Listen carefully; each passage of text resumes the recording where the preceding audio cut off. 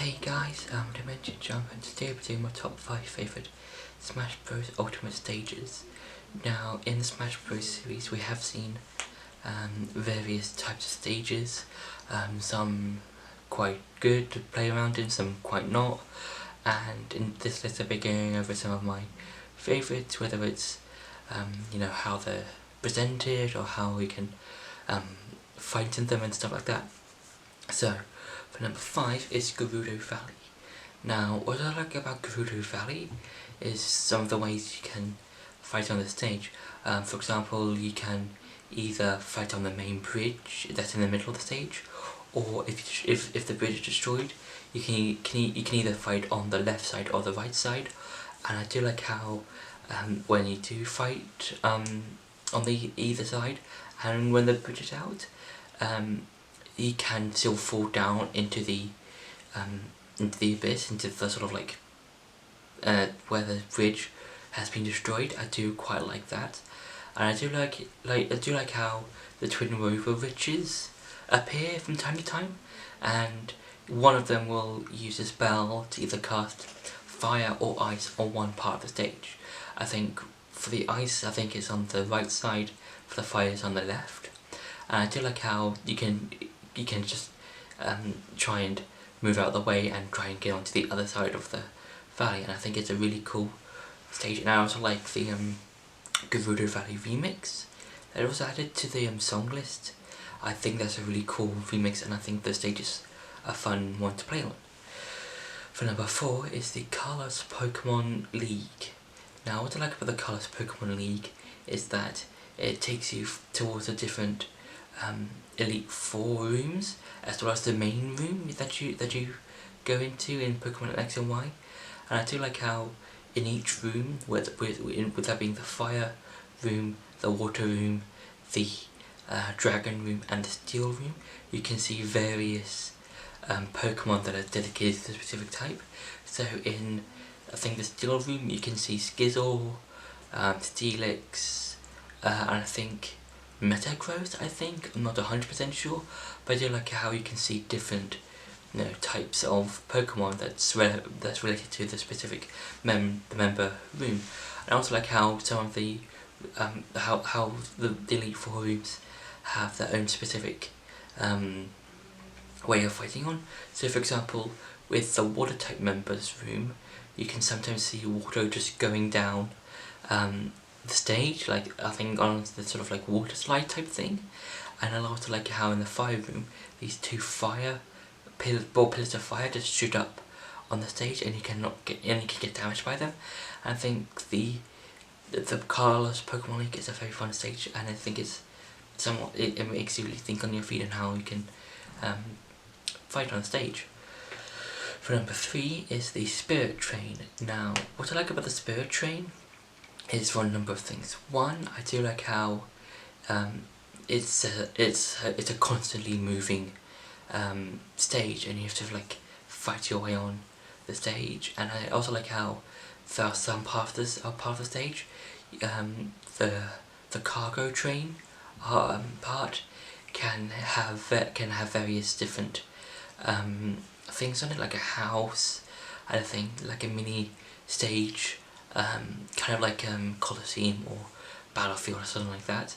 And I do like how you can see some of the demon trains come from in front or behind you. I think that's really cool, and they can also hit the train, and I think that's a really cool way of using the demon trains, because they're kind of unpredictable. You don't know what they're going to do.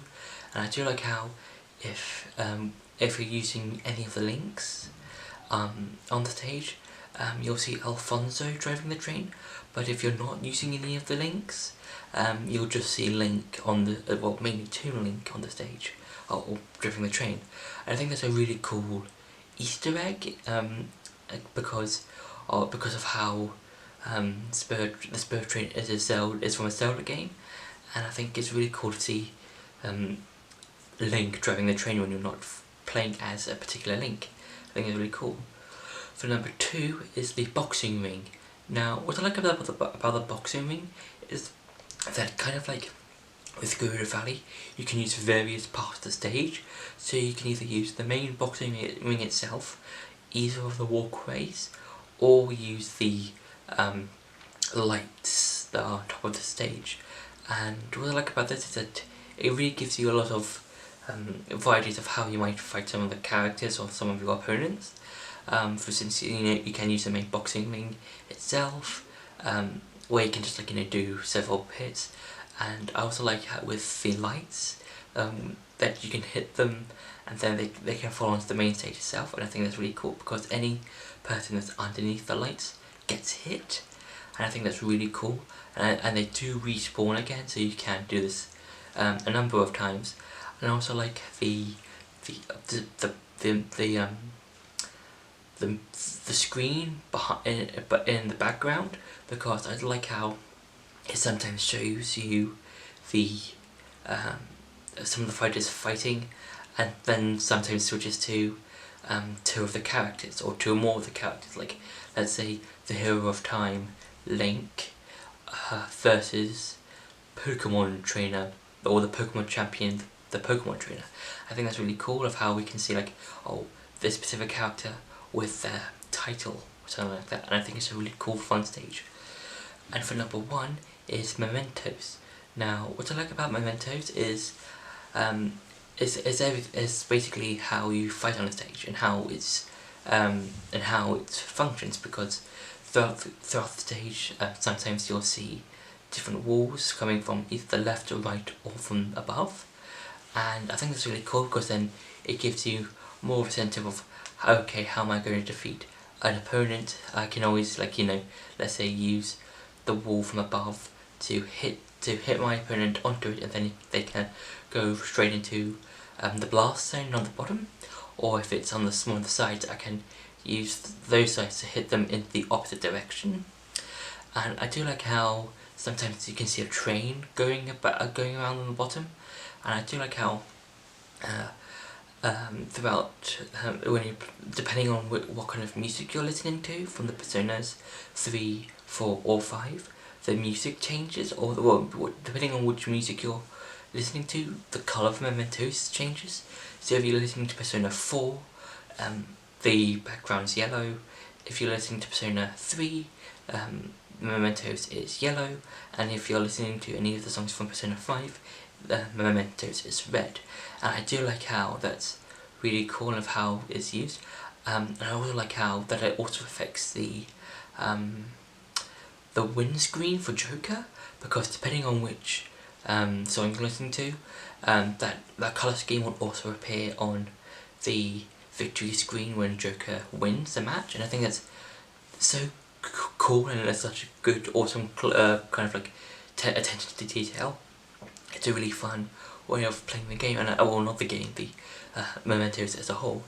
And also for the main stage itself, I do like how depending on the music, parts of Mementos will slightly change as well.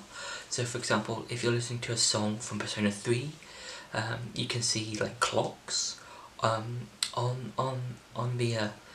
Mementos, and if you're listening to a song from Persona 4, you can see some TVs, I think, on one of the hovering stages, and for Persona 5, I think you can see a silhouette of Morgana on another part of the screen, or part of the Mementos. I think it's quite cool, and I do like how the Phantom Thieves can appear from time to time, whether it's Joker, or whether it's Skull or Panther, Noir or Fox or Queen. I think that's really cool. How we can see the different members of the Phantom Thieves just showing up from time to time. I think it's really cool. So that's been my top 5 favourite stages from Super Smash Bros. Ultimate. I hope you enjoyed this video. Don't forget to like, share and subscribe, and I'll see you in the next video.